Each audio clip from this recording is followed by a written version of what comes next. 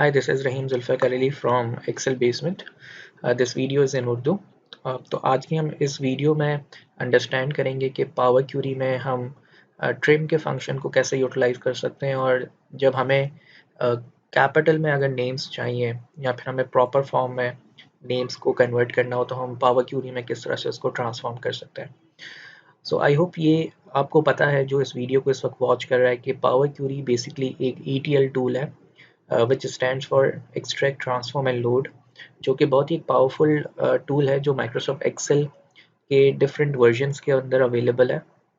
Excel 2013, 2016, 2019, ठीक है। Even if you are using the office 365 subscription तो आपको पावर क्यूरी जो है वो मिल जाता है। सो लेटेस्ट वर्जन्स के अंदर जब आप पावर क्यूरी को यूज़ करते हैं तो आपको डेटा के टैब में एंटर होना होता है, यानी आप डेटा के टैब में जाते हैं और वहाँ आपको एक ग्रुप नज़र आता है गेट एंड ट्रांसफॉर्म, जो इस वक्त मेरी स्क्रीन पे टॉप लेफ्ट साइड पे आपको छोटे आइकन्स नज़र आ रहे हैं, get and transform. So this is called the power query, ठीक है।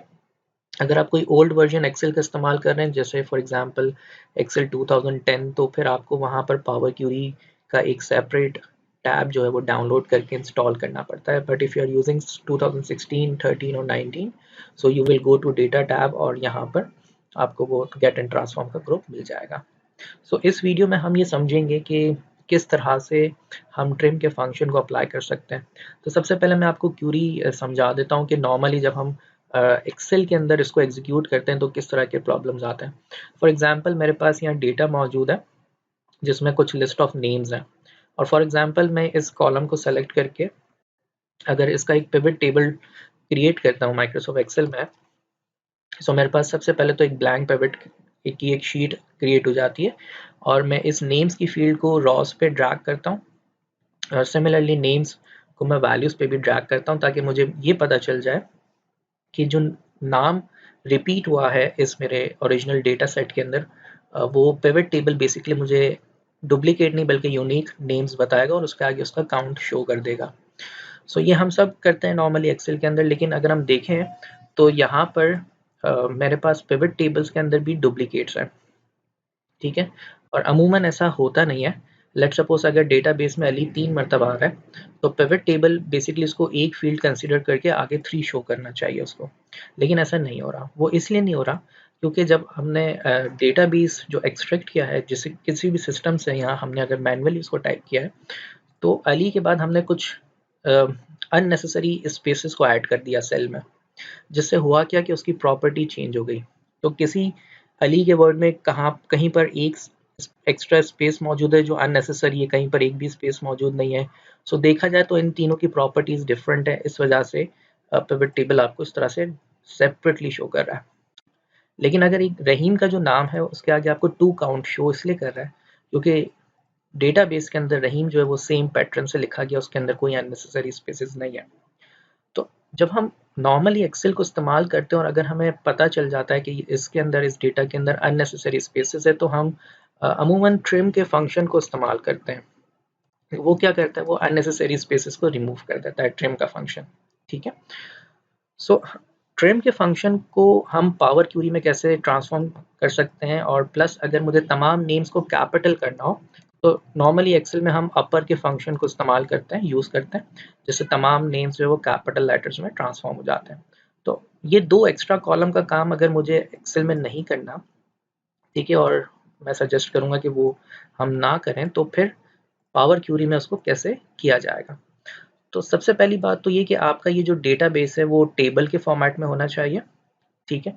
अगर आपका नॉर्मल डेटा एक एक स्पेसिफिक रेंज है ट्रेडिशनली जिसमें आप ये समझ लें कि वो रिलेटिव या एब्सोल्यूट का कॉन्सेप्ट है, यानी वो टेबल फॉर्मेट में नहीं, और नॉर्मल डेटा को अगर आपको टेबल फॉर्मेट में कन्वर्ट करना है तो आप जाते हैं इंसर्ट के टैब में और वहाँ पर आप क्लिक करते हैं टेबल पे, ठीक है। इसकी शॉर्टकट की है कंट्रोल टी, ठीक है। आप कंट्रोल टी प्रेस करेंगे तो आपके सामने एक विंडो आ जाएगी और मेक श्योर के माय टेबल इज हेडर्स पे चेक लगा हुआ, ठीक है। जब आपका डेटा टेबल फॉर्मेट में होता है इसके बाद आप क्लिक करते हैं डेटा के टैब में और फिर आप क्लिक करते हैं फ्रॉम टेबल और रेंज वाले आइकन पे। जिससे होता क्या है कि आपका ये जो एग्जिस्टिंग डेटा था स्प्रेडशीट पे, वही सेम व्यू आपको पावर क्यूरी विंडो पर नज़र आ जाता है, ठीक है। अच्छा, ये पावर क्यूरी एडिटर है, ठीक है, और इसके डिफरेंट सेक्शंस मौजूद हैं, जैसे आपको ऑन टॉप डिफरेंट टैब्स नज़र आ रहे हैं जिसमें डिफरेंट फीचर्स मौजूद हैं और बहुत अमेजिंग फीचर्स मौजूद हैं। फिर आपको क्यूरीज का एक टैब नज़र आ रहा है जिसमें अगर हमारे पास डिफरेंट टेबल्स होते हैं तो वो नज़र आते हैं। फिर राइट साइड पे आपको क्यूरी सेटिंग्स का एक नेविगेशन पेन नज़र आ रहा है। जितने भी स्टेप्स हम इस डेटा को ट्रांसफॉर्म करने के लिए इस्तेमाल करेंगे वो सारे स्टेप्स यहाँ वन बाय वन रिकॉर्ड हो जाते हैं, ठीक है। और होम टैब में एडवांस एडिटर पे जब आप क्लिक करते हैं तो आपको पावर क्यूरी की जो लैंग्वेज है बेसिकली एम लैंग्वेज उसका कोड नज़र आ जाता है। तो समटाइम्स हमारी कुछ स्पेशल रिक्वायरमेंट्स होती हैं जिसे हम यहाँ पर भी मैनिपुलेशन कर सकते हैं कोडिंग में। बहरहाल इस वीडियो में सिंपली हमको देखना यह है कि हम एग्जिस्टिंग इस डेटाबेस के कॉलम से किस तरह से अननेसेसरी स्पेसेस को ख़त्म कर सकते हैं। तो सिंपली मैंने नेम्स का कॉलम सेलेक्ट किया है, ठीक है जी, और इसके बाद मैं क्लिक करता हूँ ट्रांसफॉर्म के टैब में और यहाँ पर मेरे पास फॉर्मेट का एक ऑप्शन मौजूद है।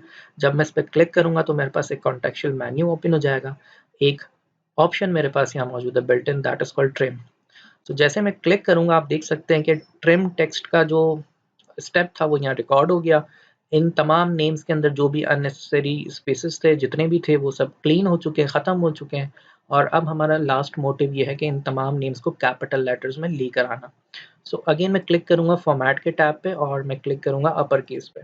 तो आप देख सकते हैं अगेन एक और स्टेप रिकॉर्ड हो चुका है और मेरे तमाम नेम्स जो है वो कैपिटल लेटर्स में आ चुके हैं। जितनी ट्रांसफॉर्मेशन आपको करनी थी आपने उसके बाद होम टैब पे जाना है और क्लोज एंड लोड पे क्लिक करना है। तो आपके पास इस एक्सेल की एग्जिस्टिंग वर्कबुक में एक न्यू शीट ओपन हो जाएगी और ये जो तमाम नेम्स थे इन तमाम नेम्स के अंदर से आपको अननेसेसरी स्पेसेस भी ख़त्म होते हुए नज़र आ जाएंगे और वो कैपिटल लेटर्स में। अब इस क्लीन डेटा का जब मैं पिवट टेबल क्रिएट करूँगा, ठीक है, और लेट सपोज मैं नेम्स को अगेन रॉज में रखता हूँ और वैल्यूज को इसमें, तो आप देख सकते हैं कि इस मर्तबा अली के सामने 3 आ रहा है। क्यों? क्योंकि हमने अननेसेसरी स्पेसेस को पावर क्यूरी के थ्रू जो है वो ट्रांसफॉर्म किया और तमाम नेम्स को हमने कैपिटल लेटर्स में लिखा। इन फ्यूचर फॉर एग्जांपल आपके ओरिजिनल डेटा में कुछ और नेम्स ऐड हो जाते हैं, फॉर एग्जांपल अहमद, ठीक है, जिसमें मैं कुछ अननेसेसरी स्पेसेस ऐड कर रहा हूँ, ठीक है। अब मुझे अगेन पावर क्यूरी में वो तमाम स्टेप्स करने की ज़रूरत नहीं है, बस मुझे अपने ट्रांसफॉर्म्ड जो मेरा डेटा था वहाँ जाना है, उस टेबल के अंदर मुझे मौजूद रहना है और मैं डेटा के टैब में जाके जैसे ही रिफ्रेश पे क्लिक करूँगा तो आप देख सकते हैं कि अहमद जो है वो मेरे पास ऐड हो गया और जो मैंने इस डेटाबेस से रिलेटेड एक पिवट टेबल क्रिएट किया था जो यहाँ मौजूद है, मुझे अगेन इसको सिंपली रिफ्रेश करना है। तो आप देख सकते हैं अहमद का वर्ड भी यहाँ पर ऐड हो चुका है। सो दिस इज़ हाउ आप अपने तमाम ट्रांसफॉर्मेशन स्टेप्स को, डेटा क्लीनअप के स्टेप्स को पावर क्यूरी में आसानी से कर सकते हैं। आई होप आपको ये वीडियो समझ में आई होगी जिसमें हमने 2 टेक्निक्स के ऊपर बात की है, how to trim and how to make the words into capital letters. बहरहाल इसके अलावा आपने देखा होगा कि उस मेन्यू में अपर केस के अलावा लोअर केस भी मौजूद है और प्रॉपर भी मौजूद है, जो हम नॉर्मली एक्सेल में फंक्शंस को इस्तेमाल करते हुए करते हैं, एग्जीक्यूट करते हैं। ठीक है, थैंक यू।